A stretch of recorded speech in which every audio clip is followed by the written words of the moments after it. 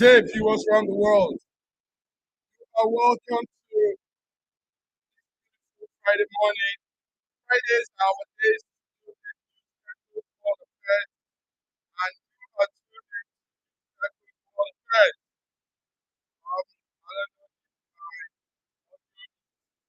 audible. I want to welcome you. My name is Godwin Ubetua, and joining me from different corners of the world is my coordinators and friends from Toronto, Canada, George. Good morning. I think we're having a small audio problem there. Can you hear me, George?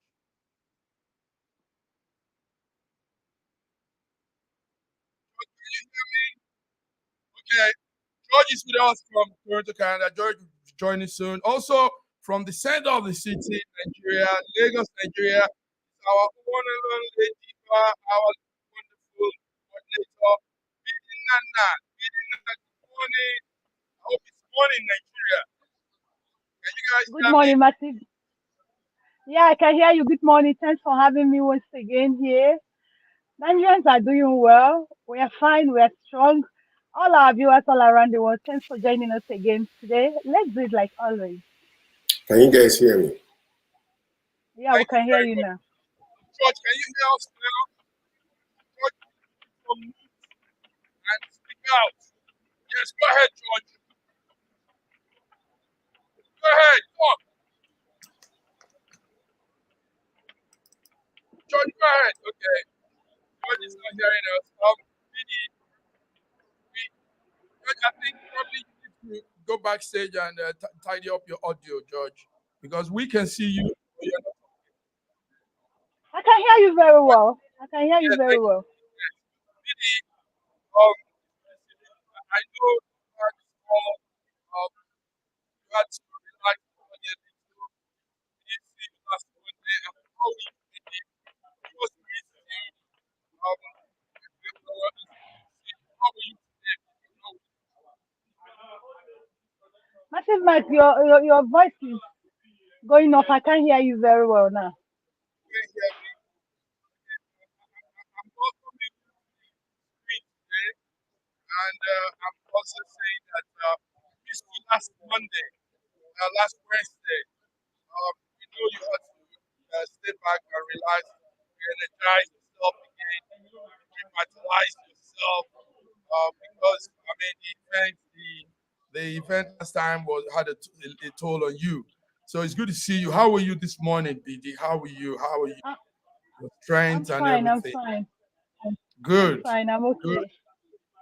Nice to see you. We hope George can hear us now. George, can you hear us? We are excited to see you on the screen. Are you there, George? You can still hear us. Anyway, in faraway Moscow. George is muted. Unmute George. George is muted. Unmute Yes, him. I can see him. it's from his Unmute him. end. It's from his end. Ah. It's from his end. Yes. Anyway, Godwin is here. Godwin from Russia is here.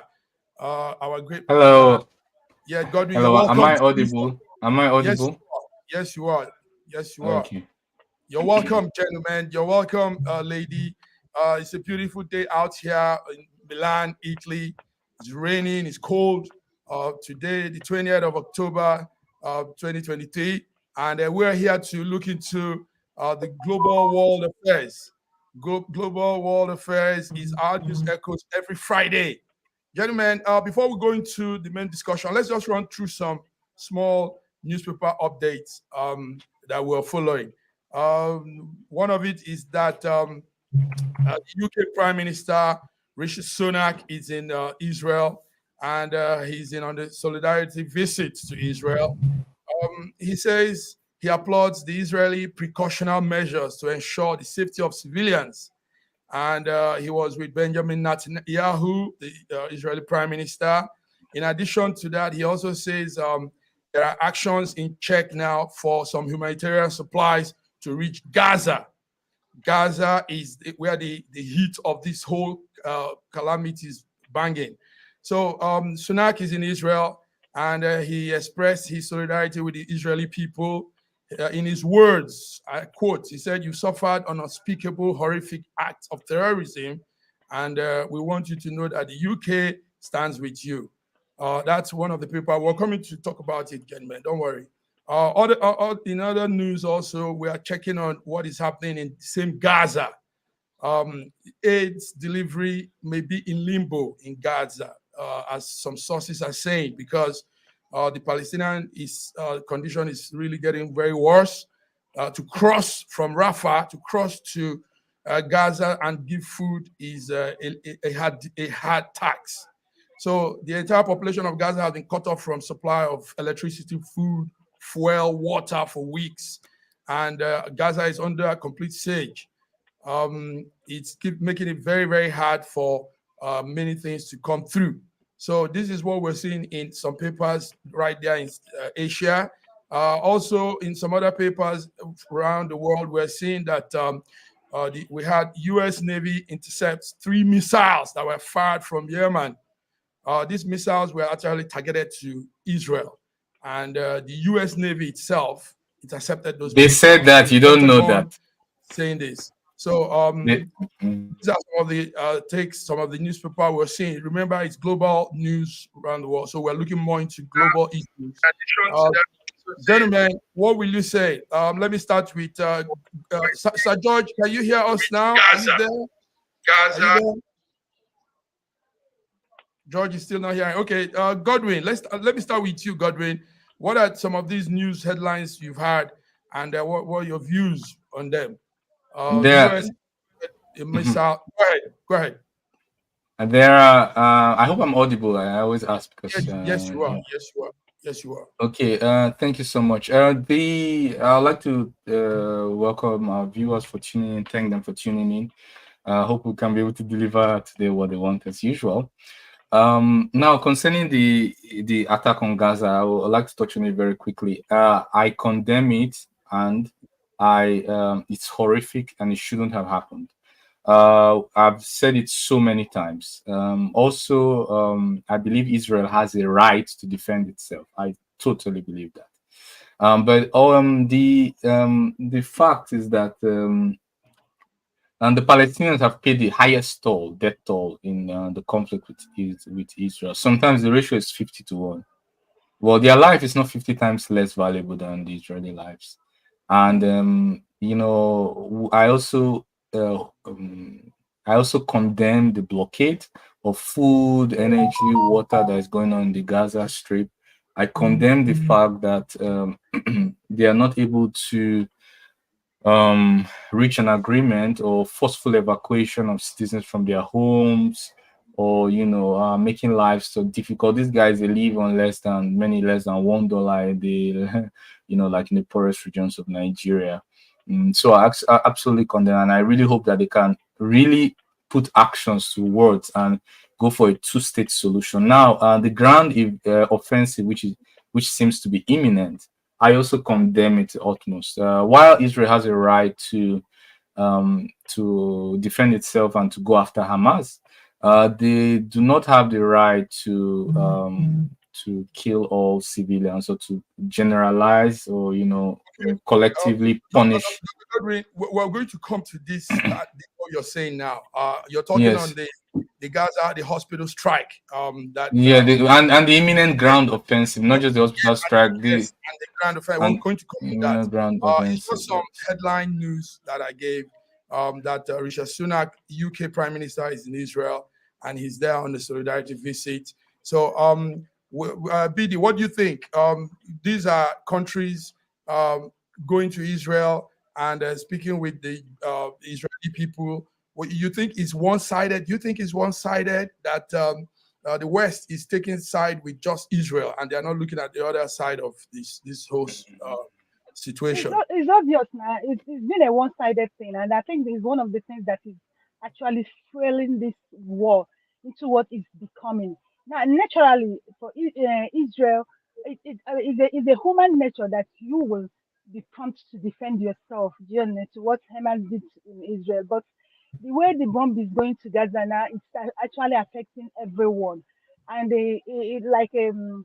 you talked about UK, even the Joe Biden American president. on Yes. Wednesday signed an agreement Mhm, with Egypt.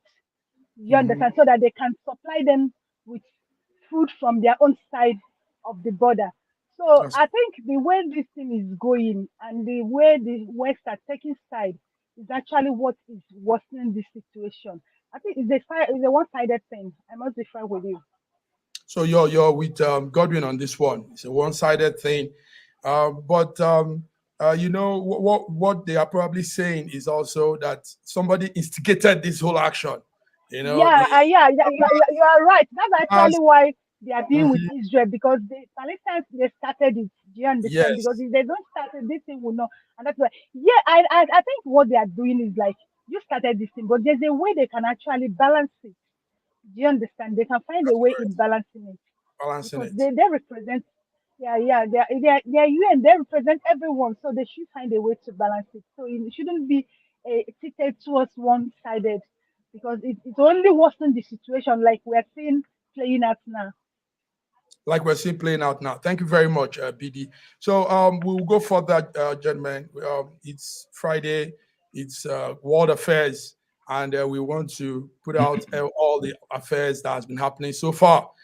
Gentlemen, let's come home, then we'll go again to the Middle East. Let's come home. Home is that the Supreme Court of Nigeria has fixed a date to hear Atiku's appeal. Atiku is one of the presidential candidates in the last Nigerian presidential election, and he's now going to appeal at the Supreme Court. So what he's doing is bringing fresh evidence against the President Bola Ahmed Tinubu. The document Atiku sought to tender are academic records of Tinubu, which were handed over to him by the Chicago State University on Monday, October the 2nd. So the Supreme Court has fixed Monday next week, October 23, to hear the appeal by Atiku. And Atiku is seeking, what he's seeking for actually is a nullification of Bola Ahmed Tinubu's victory at the presidential election. The documents Atiku sought to tender are academic records. And like we said, it's a 32-page document that was released to him on the orders of the Judge Nancy from the District Court of Illinois, Eastern Division, United States of America. So, gentlemen, Atiku is going to the Supreme Court. Atiku is fighting head on. George, can you hear us now? If you can, you would like to hear from you. But let me start with BD on this one. BD, Atiku is going to court on Monday. The Supreme Court will be seeing proceedings on that. What's your take? How are you following that up? My take is this: Nigeria as we speak now is at the verge of crashing. So Hmm. it's only the Supreme Court that will save Nigeria the way it is now. Because let me tell you, in a country when people have lost hope on judiciary, it's Mhm. only turned the country into anarchy. But already Nigeria is into anarchy because if you see what is happening in Nigeria today, nobody has hope or trust on judiciary.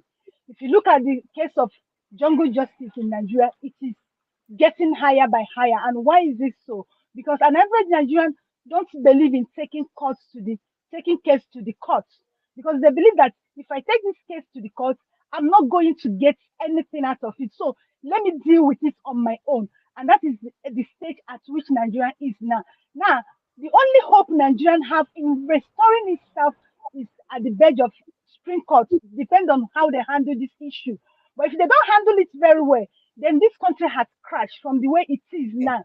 Now, if you check the constitution of Nigeria, they said forgery, any case of forgery is criminal and it's dismissal. But That's the correct. appeal court have told us that technicality, they've brought in what they call technically, and that is what they have used to judge the case there. Now it's on the table of Supreme Court. So it now depends on them. Do they want to restore this country or do they want to destroy this country? It's left for them. So we're watching them. Monday 23 is just few days from now. Let's see what this country will become. Monday 23 is a few days from now. Dr. Ibe, do you think Atiku will get what he wants. Atiku is looking to nullifying the presidential victory of Tinubu, Bola Ahmed Tinubu. Do you think going to the Supreme Court will give him his desire? Godwin. No, while I think I know the answer to your question, I'd rather not comment because I don't want to influence the case which is in court. I would let the judges decide. I've always said two things. Number one, Nigerians deserve to know the truth, and the case should be, investigated to the last. And also, we also need to respect the office of the president because we understand how much important that office is, how it's tied to receiving the functioning of the executive branch, the upholding the constitution, and also provision of consular diplomatic services around the world. What is worse than probably worse than this case is nobody at the steering or nobody at the wheels, and the country is it's has no hierarchy, no system of power command, and we understand how much worse it is when there's no power structure in a country. So all the same, and then also whatever backlash we get as Nigerians or however our dirty linings are washed in public, it still comes back to us because nobody sees us as outside the country, for example, as Obi's man or Atiku's man or Abubakar's man. They just see us as Nigerians, and that's it, full stop. So whatever you do with that Nigerian image, that's what exactly will come back to you. Whatever you do with the Can Nigerian. can I, Yes, go ahead. can Go I ahead. actually? Yes. Yeah, I totally agree with Dr. Ibe. The office of presidency needs its respect. And in a country where the rule of law is being observed and respected, sure, it should. But in other way of it, I think we need truth and we need things to be done practically and in a normal way. Because if you look at what is happening in Nigeria today, it appears that we no longer have law in Nigeria. Nobody obeys the rule of law. If you check the pattern of President Tinubu, President Tinubu is actually multiplying all what Buhari did. And you and I know that Buhari actually, the damage Buhari has done to Nigeria, it will take us like 20 or 30 years to come out of it. And now we have a president who is doubling what Buhari has done to Nigeria. And each time you confront them, they say, oh, Buhari did it. Now, let me remind Nigerians that why Nigerians wanted APC in 2015 is because they felt that PDP government was not doing well. They wanted a change. Now, if I go for a change and you keep repeating the same thing and keep reminding me, trying to justify your action by the last person did it, but I brought you because I wanted a change, and you keep reminding me that, oh, what I did is normal because the last person did it, then there's no point of bringing you for a change. Do you understand? Now, your question to Dr. Ibe is that is Atiku going to get his desired result? The truth is that he's not going to get it. Let me tell you the truth. I'm sorry about it. That is me. Atiku is not going to get it. He's not going to get it in Supreme Court. What Supreme Court is going to do to Nigeria, they are going to deepen us into more problems. They're going to deepen us into more problems. But I just feel for Nigeria because if you guys are not in Nigeria, Nigerians are dying in hunger. Nigerians are suffering. If you know the level of problem, poverty state of average Nigerian now, you cry for Nigerians. So he's not going to get it. That's the truth. So we shouldn't be beating about it. We shouldn't be beating about it.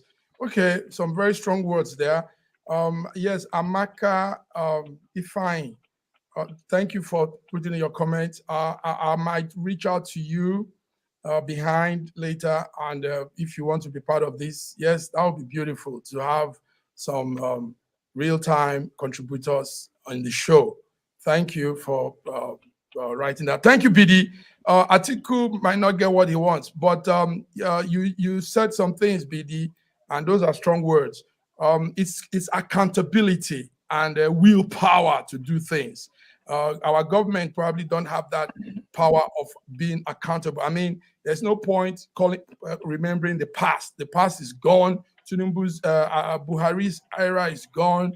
A new government is on ground, and they should be able to stand up to all the actions and have the willpower to change and bring good policies that will help the citizenry. We are yet to see that, and we hope that something will happen. So, gentlemen, that's it. Supreme Court has fixed 23rd of May of Monday, October, to hear Atiku's fresh appeal. He's bringing fresh appeal, and I don't know how that will work, because in most cases, to go to the Supreme Court, all you're doing is still continuing what you have submitted at the appeal court, at the tribunal, and you bring all those things again to the Supreme Court. So if he's coming with fresh, I don't. Okay, yeah. Can I add something quickly? Look. BD has said now. BD has just said that he knows that Atiku will not win the case. She knows that. Yeah. You agree with her, right? I've decided to just let you guys decide. Not to influence the court case. Now, if we know this for sure, why are we so fixated on the certificate forgery rather than on policies that can change our lives, that can help Nigerians, that have a realistic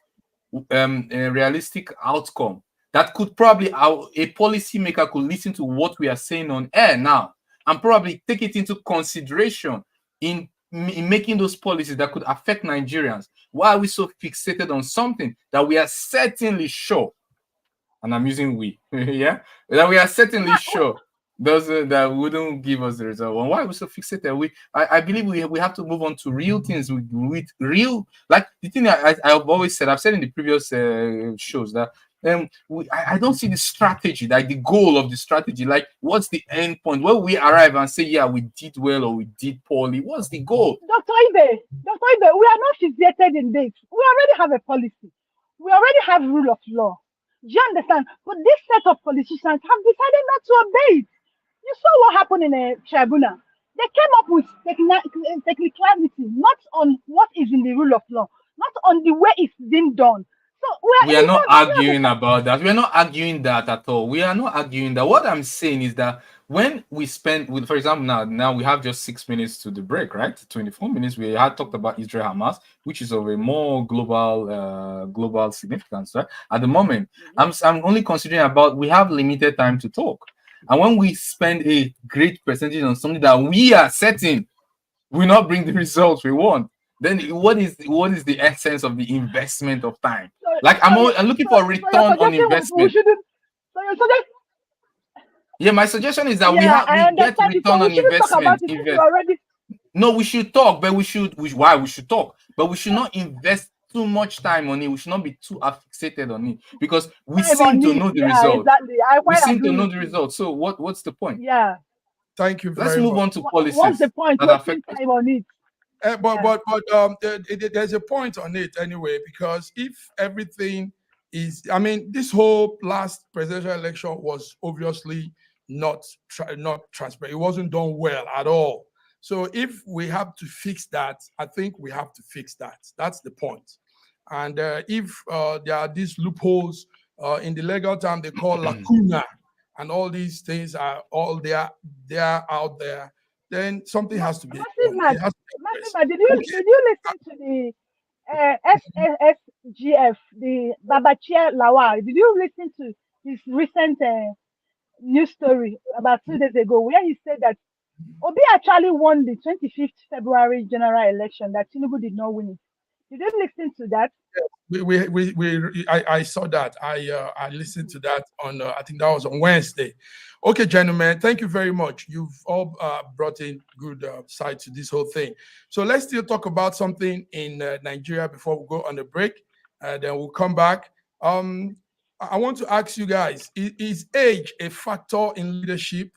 Is a younger person able to pull through in leadership, or do we have to look at old people for leadership? Because Tinubu just withdrew the nomination of a 24-year-old man called Kashim Imam as the FERMA board chairman. Now, this young man was nominated.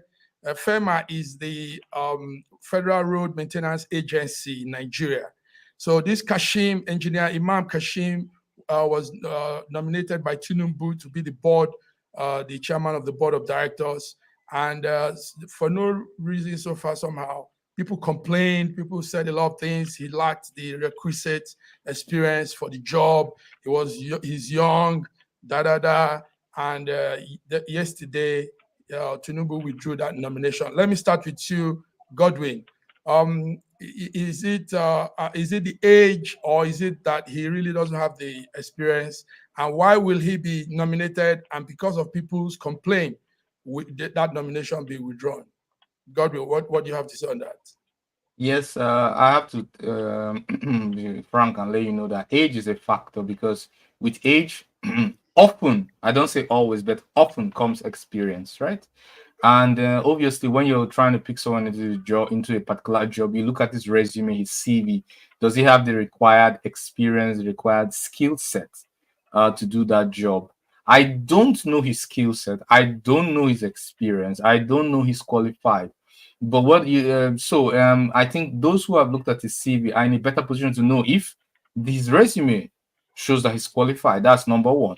Number two, so I've answered your question. Age definitely is often a factor, because it often comes with more experience, and it's important to look at his resume, see if he has the experience and required skill set to fulfill the job. Now, secondly, the president has the right to nominate anyone. He won't, even if he may pick somebody who has a maybe less skill set than somebody else, maybe because he has more chemistry with that person and that person is more aligned to his policy. This can be a reason why a president may prefer somebody to another person, even though that person may have a better skill set. That's number two. Number three is that the fact that he listened to people and he changed his mind is actually a good thing.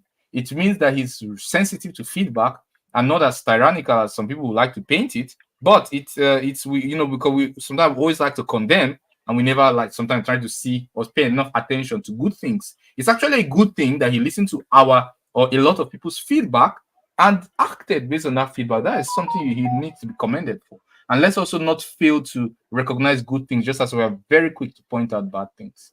Thank you very much. That was very swift. BD, the engineer, 24-year-old Kashim Imam, was nominated, and the next 2 days later, he was taken off. His appointment caused a lot of concern. People were saying a lot of things. Some people also said he's too young, 24-year-old. BD, what's your take on that? Kashim Imam as Federal Road Maintenance Agency. I have a totally different view to this. See, Okay. what happened with Kashim, it shows me that Nigerians are very confused people. Now, in Nigerian sector, Godwin said age is a factor. The age can be a factor. In Nigerian sector, the problem we have in this part of the world is that we don't grow on time and we age on time. Now, they will tell you a 24-year-old person is old. And if you're 30 and you've not had any experience, you hardly get a job in Nigeria. Because they want you to be 21 and they want you to have 6 years experience before they'll give you a job. You see why I say Nigerians are very confused people. Now, dismissing this guy, I think Nigerian youth are one of the people who have actually protested against appointing him. And people still cry that there has not been an inclusive government in Nigeria carrying the youth along. Now let me tell us this thing. When Arabe Shola was appointed as Minister of Interior, he knew nothing about that appointment. He said it openly. He didn't hide it. And they got people to help him put him through. Do you understand? I just want to point out few. Arabe Shola, when Buhari appointed him as Minister of Interior, he knew nothing about it. Even on his first appointment, he messed up. And he said it, I don't know anything about this. And they were able to bring people who helped him carry him along to get along on the job. Our present Minister of Aviation, Festus Kayamo, is a barrister. He has no experience in aviation, but they appointed him. But Nigerian youth has a way of shooting themselves on the leg. And tomorrow they'll come out and say, you have excluded us in your government. Do you understand? Okay. Now, this guy, if you feel his resume is there, but what they're talking about now is experience. Mm-hmm. They could tutor him on the job. There's what we call learning on the job. If he has a good resume, They could allow him learn on the job. They could bring people the way they brought for Araba Shola, the way they are bringing for Jesus Kemo to help him learn on the job and get along. Because the same youth who were on social media saying, he's young, what can he do? Tomorrow will come out and say, they have been excluded in this government. Do you understand? That is not fair. That's why I say, I don't even understand this country. I don't understand what we want as a Nigeria. And lastly, I really want to appreciate President Tinubu for even listening and doing something. In as much as the youth said, I'm giving you people a slot, and people said, no, remove him. Yes, he has removed it for people. I'm sure when I go rest. That's it. You said it. You said it yourself. Well, that's exactly my point. Just you expanded it. That's a good one. Thank you, BD. You said it from a different angle too. That's why we're here, gentlemen, bringing those different views, different angles to issues. Makes it beautiful. So, viewers, you're connected to News Echoes this Friday, 20th of February, October, and we are here. We'll go on a break, gentlemen. We'll be back to continue with some news making round in the globe. Thank you. BD, thank you very much for that. Thank you. See you on the other side, gentlemen.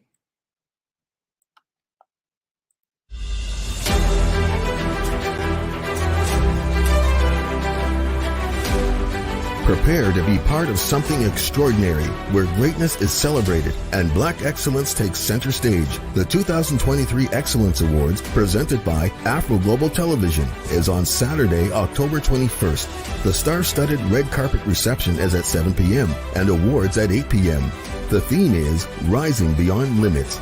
Join us for an unforgettable evening of glamour, inspiration, and achievements, guided by our amazing MCs, Royal Canadian Navy Commander Paul Smith and award-winning actress Linda Osifo, live at the prestigious Meridian Arts Centre in North York, Canada, featuring breathtaking performances and special moments that will make your heart glow and your mind race for success. Tickets are $120 plus applicable fees. Get yours today at Ticketmaster.ca. For more information, visit AfroGlobalTelevision.com.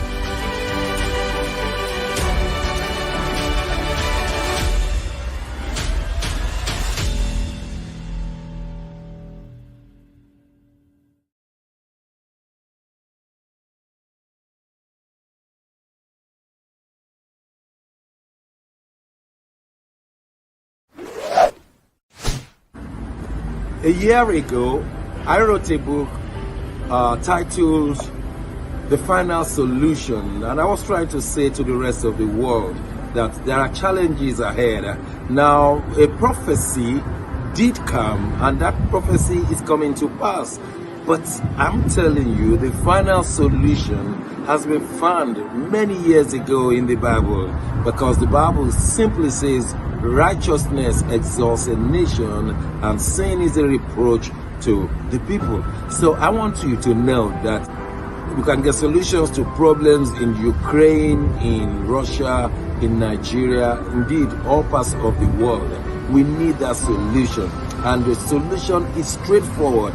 Please get a copy of my book. It's the Final Solution by Bishop Shegun Johnson, and you can find it in Kindle, in Amazon. Just type Bishop Shegun Johnson, The Final Solution. It will come. It's very, very small book you can read within 2 hours, but it contains the final solution.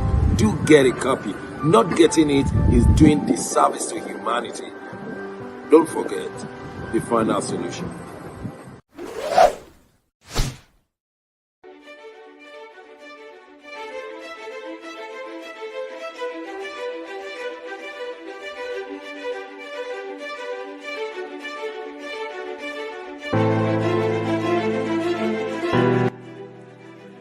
Hi there, I'm Mary Keurig, and I am a businesswoman in the United States, but I'm also the Global Content Vice President for the Sub-Saharan Open University in Nigeria. I could not be prouder to work with Dr. Osita Anamika and his team on helping to create not just entrepreneurs and skill-based talent that will get out into the workforce and make a living for themselves, but also young leaders. And to that end, with this integrity-rich university environment that's accredited now, and it's just an amazing opportunity for anyone there, of any age to jump on board and learn. We want to let you know about a new offering that we have. We have a global governance and diplomacy course now provided by a whole team of people that crosses several countries to put together these resources and lots of great information for those of you who might be on the path toward public service and diplomatic service, NGO leadership, that sort of thing. We hope that you will walk through this open door and enjoy.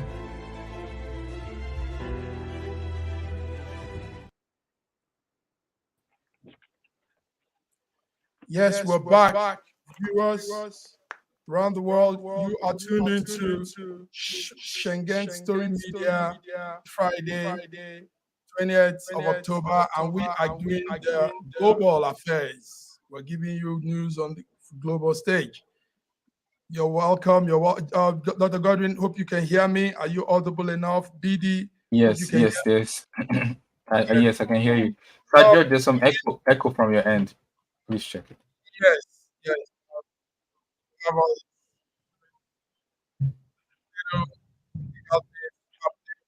Anyway, there's something happening. You was on that. There's a situation going on right now. An American journalist that served as the editor of U.S. radio station called Free Europe Radio Liberty FRL in Prague. She's based in Prague. Presently, she's been detained in Russia, and this man holds both United States citizenship and Russian citizenship. So the story we got yesterday was that she's detained. She's been detained since June actually, and it's lingering on. She's been detained again Wednesday, and she's facing charges of failing to register as a foreign agent. And now Russia is claiming that she's a spy. She's a spy, and it risks to be jailed up to 5 years.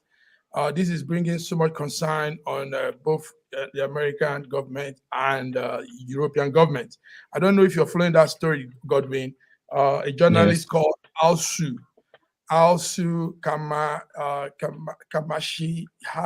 Kamashihavi.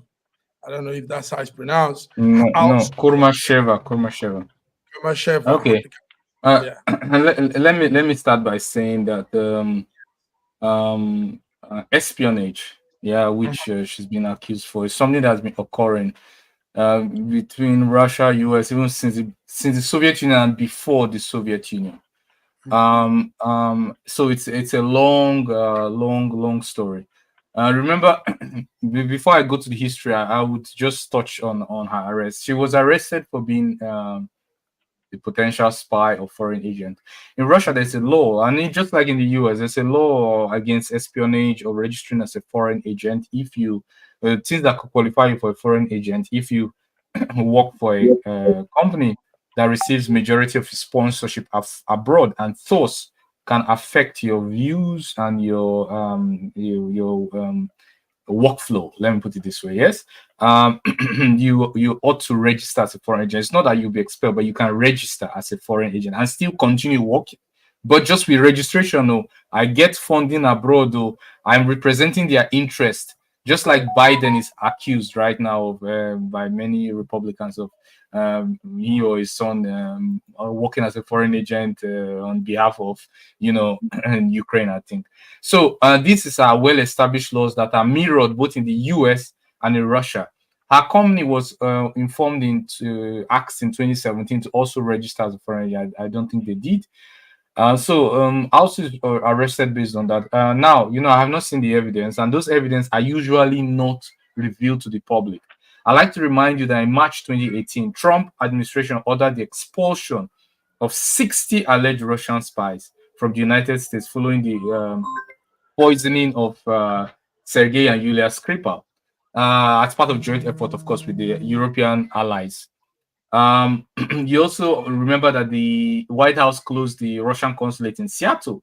I think they estimated that over 100 Russian spies are spying. Now, all these are statements that are usually made, but the evidence is not usually released in the public they give whatsoever reason, so you don't know how we get information. We don't reveal our mode of operation. But the point is that we never see the evidence. We are forced to depend on what they tell us, and it's not something that is happening only in Russia or in US. Now, one other point of argument is that they could be, both parties could use spies as bargaining chip for prisoner exchange or spy exchange, as we saw with Paul Whelan and what's the name of the girl again, the basketballer, yeah? Gray, what her name is again. Yeah, so we see it's even Russia and Ukraine currently are in a conflict. They still organize prisoner swaps from time to time, like maybe every 2 weeks or every month. They're exchanging a lot of people. So this is modus operandi in the intelligence world. Nothing but at least one thing for sure is that they tend to treat these people well. At least despite the fact that they say, oh, they are not treated well, they are murder of this, it's usually false, because when these people usually, it's really any case anyone died while in custody or anyone, usually they are treated well because they are really important as a bargaining chip, and whatever you do can also be mirrored back to you. Thank you very much. Yeah, that was a good one. There's something also that we didn't talk about last time, and I think it's still an issue. Russia is reapplying anyway. It's a reapplication to join the United Nations Security Council. What's the update on that, Dr. Godwin? We know that since 2022, Russia lost its membership in that council. And it was expelled actually from also the UN human rights body because of the invasion of into Ukraine. But now the Russian diplomats are seeking to get their country re-elected to the council for another. I think it's a 3-year term that council runs. So you're talking about Human Rights Council, right?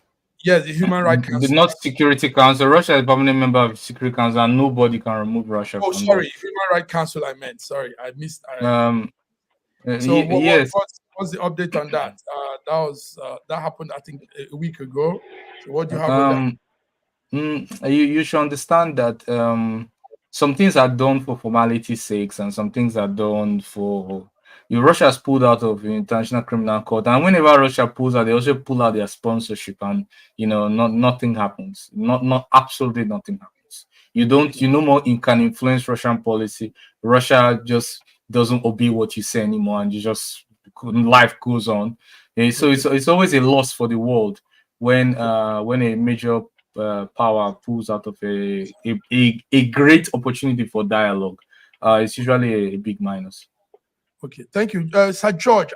We hope the network is good now from your end, and you can you hear me? Now we can hear you, but your frame is frozen, but your voice is audible. It's okay now. His frame is okay now. Okay, Sir George, we miss you. A lot have been said, and I wanted to hear your take too. One of such things that we said was we are giving dates on the Hamas-Israel war, and how presently Hamas, the hospital, we had the blasts that in the hospital. Some people said it's Israel. Some people said it's Hamas. Some people say it's even a rival group, Islamic Jihad, they call them. So, but American government is ascertaining that it's not Israel. It's not an Israeli blast. We're talking of the Gaza hospital blast that has so far been shrouded in uncertainty, and evidence are showing that the snapnet used in that blast has nothing to do with Israel. So, George, what's your view from Canada? What's the Canadian, what's North American country following on that issue? Well, like I said before, this is an unfortunate war. It's when a group of people decides to make a decision and the consequences are on the public. This is exactly what we're seeing here. Like I said in the past, what we saw was, for some reason, Palestine, they allowed whatever that took place to take place from their own land, And this is part of the consequences of that particular issue there. Because if you look at the whole entire thing, the evidence, based on what we have seen so far on intelligence, is that it wasn't actually Israel that did it. And I tend to support that it was not Israel. Because if you're saying that it is Israel, there is no proof that they were the ones. We saw the way the rocket went up and how it changed course and went down and blew the whole entire place up. So it is very likely that is another group that actually did this, and then the consequences are on the public people. So that's what I'm saying. Now, when it comes to the aid that is being supplied to that region, we understand that Biden made a pact with Egypt for them to supply some aid to Palestine. But the problem to Gaza Strip, the problem right now is logistics, because everybody's trying to protect them. They don't want another group taking advantage of it. And I have heard recently that there's been a whole lot of attack in that area. So right now, my focus is not even who is right or who is wrong. It is about the people that are losing their lives daily, innocent children and others. So that is my main point, that they need to come together as soon as possible to discuss these issues and stop the massacre of innocent civilians who have nothing to do with this small group of people that are struggling with power or whatever the case might be. So that's where my center is. They need food, they need water. I can answer, the reason why this is so personal is because my father told me, as a child, when I was a little of age to understand what happened in Nigeria, when it was purported that Awolowo wanted to use hunger strike to destroy Igbos in the eastern region of Nigeria. And it worked, because we saw about 3 million people died. Nobody talks about that. Nobody refers to it, and when that happened, thousands upon thousands of children died of kwashiorkor, many people. So when I remembering that story now, I don't think that the world ought to be just looking until these people, they're running out of water, there is no electricity, there is nothing, and all the necessities that they could be using to at least, live their daily lives. The stores are running out of bread. Most of the bakeries are closing down. So these are human rights situations that we need to look to. And I am employing, both sides to please pay attention, and let's sit down and talk and find a way to bring food to the people, and then let them, at least come to a ceasefire for these things to take place. But the problem we are having is, I hope when the two sides are sitting down and talking, that all these other Hezbollah that is actually fighting from another area and Hamas themselves, that they will obey whatever decision that is made. Because if they decide to do otherwise, Israel will intensify the fight against Palestine. Thank you. If they intend to do otherwise, Israel will increase their rage. That bombing at the hospital, from what America is saying, from their investigation, it's a failed rocket launch. So it wasn't actually meant to blow up that hospital. It was meant to be sent out, but somehow the thing let me explain to you what happened. I saw the video. I've listened to all summaries from both sides, and I can tell you emphatically that what we saw in that video is consistent with Israel's Iron Dome defense intercepting a rocket. Now, the problem is that when someone shoots a rocket and an intercepting missile hits the rocket, and the rocket now falls here instead of there. Now, who is responsible? Yeah, you can say, well, the person who shot the rocket in the first place, or you can say the person who changed the course of the rocket and allowed the rocket, the direction of the rocket, allowed it to go instead of to the park to the hospital. That's the first one. The second thing is that in terms of intent, Palestine are less likely to have such an intent. The reason is because, according to the words of Israeli, Hamas hides behind hospitals, according to the Israelis. Also, according to them, they have informed and warned people in the hospitals to leave and to move south, that they are potential targets, legitimate targets. So based on this information, we can say that, and the fact that Israel was conducting airstrike in that area at that time, we can say that while we have no evidence that Israel had any intent, but it much looks like the intent is shifted towards the Israeli side. But evidence shows that it's in line with the work of the Israeli Iron Dome defense intercepting the rocket fired. So this is Dr. Tibe, the question you have to ask yourself is this. Okay, that rocket that was launched, where was he heading? Where was the destination originally? Okay. Yeah. So now, if the destination is Israel, and it is going to come there and destroy lives, and they intercepted it, the responsibility now still lies with the person who originally pulled that trigger. It is not with the people defending themselves. It is not with them. Yes. Because they have the right to defend themselves. So you cannot say, well, because they defended themselves, therefore it went back, back to the sender, and then you're going to blame the person who is defending themselves. It doesn't work that way. The thing is that when a missile is intercepted, right? When a missile is intercepted, it explodes and debris falls. But when a strike is organized, the detonation happens in the hospital. So from the level of destruction, it doesn't seem like it doesn't seem like. Okay, let's go. Thank you. You're both putting light to it.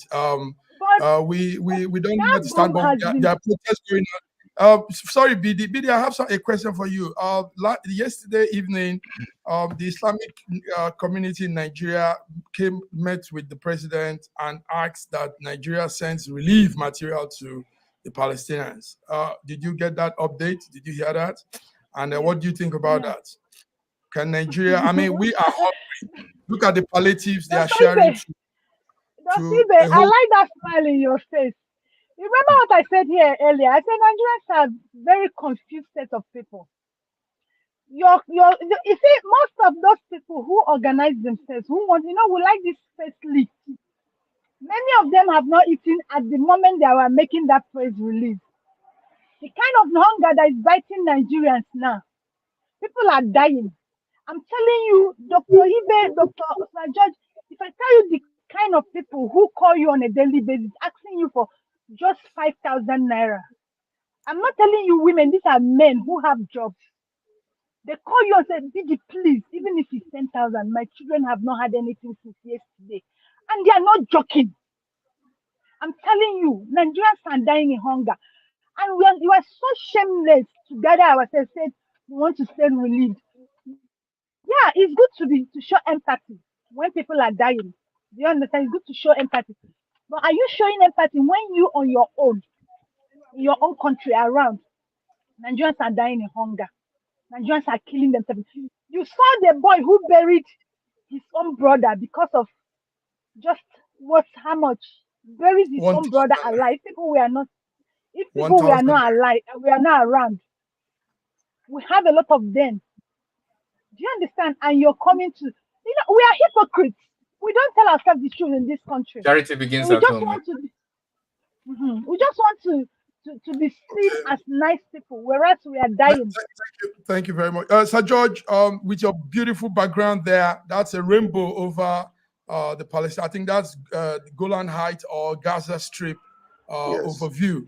Yeah, that's beautiful with the rainbow. So that's the sign of you want peace. But can peace come, Dr. George? Can we have peace in the next week, I mean, Richard Sunak visited, Biden has visited, the other people also from the other side are visiting the Palestinians. Can peace be negotiated and ensured in this whole thing with your rainbow background, George? You know, one of the major problem I'm having with this whole situation is that Hamas came to Palestine and began this situation, and that turns the whole thing around. And it is very, very difficult for some of these other nations, allied nations to Israel, to ignore what is going on. For the very first time, according to the news, that this is the first time they are actually killing more people in Israel, you know, almost just, you know, comparing to the Holocaust. So it is a very painful situation when you think about it. But the fact of the matter is that we are hoping that human compassion will come into the minds of these people, you know, so that they can sit down and begin to negotiate and talk, so that there will be at least a level of peace that will bring aid and food and sustenance to the people in Palestine. Because it is, when I'm looking at some of the things, the reports that I'm hearing, it shreds my heart. These are humans. These are moms and dads and children that are dying, that are going through. I know that Nigeria is even in a state of quandary like they are right now. You know, so it's just a laughable situation when this group of Muslims will come to the president and say, send aid from where? Where are you going to get the aid from? You know, like the security begins at home. You got to feed your own people before you start extending out. So, you know, I just pray and hope that, you know, that compassion will come to their hearts, and they will look at these children, especially the children, for goodness sake, the elderlies, you know, and just say, hey, give them water, give them food, give them aid, turn back the electricity. And even the Hamas themselves, let them release those hostages so that aid will come to your brothers that you're fighting for. If you're holding the hostages, that's not a good bargaining chip, because you're not getting nothing in return. So what are you getting? It's actually to round up, meanwhile, it's actually, of course, I hope they release the hostages, but then the logic is actually the other way around.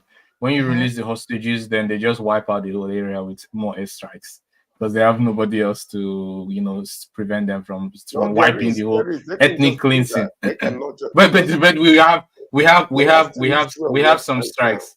Listen, if we remove the hospital, no, the last thing Israel wants right now is for the world to turn against them. They are very, very sensitive and very careful. They are operating from the defense mechanism of. I disagree with that statement for one reason. I disagree with that statement, and I'll give you a reason why. Over more than 60% of the UN has told Israel to do two-state solution. They have refused to do so, not caring what the world thinks about that. Many have said no more the development of the West Bank. They continue without that, so you cannot say their interest comes first. And I also want to say, sorry, just one thing I want to add very quickly. Yes, our time is up anyway. Please, I'm sorry. Okay. We always have this time problem with us, but it's beautiful. You guys have been putting a lot of light. Yusuf Aderi Bigbe is writing a comment there. He says, Nigerians and our leaders have a misplaced priority. Our leaders always want to appear as good people. I wouldn't be surprised if, despite the ongoing hunger epidemic in Nigeria, the government proceeds to sending aid to Palestinians. Thank you very much, Yusuf Aderi Bigwe, and everybody that has been putting on comments on today's program. Yes, gentlemen, sorry, the time is up. We have to go. We'll be here on Wednesday. And to give up one second. We'll talk about it next time. But Israeli Prime Minister Benjamin Netanyahu actually funds Hamas, and actually says that funding Hamas is part of his strategy to keep Palestine divided. So maybe we are seeing. How did you get that information from? Oh, he said it himself from his mouth. He's from his mouth. He said it. Send us link. Yes. Jerusalem Post. Jerusalem Post. It's on Jerusalem Post. George. That's why I said you Godwin, need to make a statement for this thing to thank you come to a guys. See you standstill guys because next they're allowing Wednesday. this thing to. God bless you. Have a beautiful week. Bye-bye.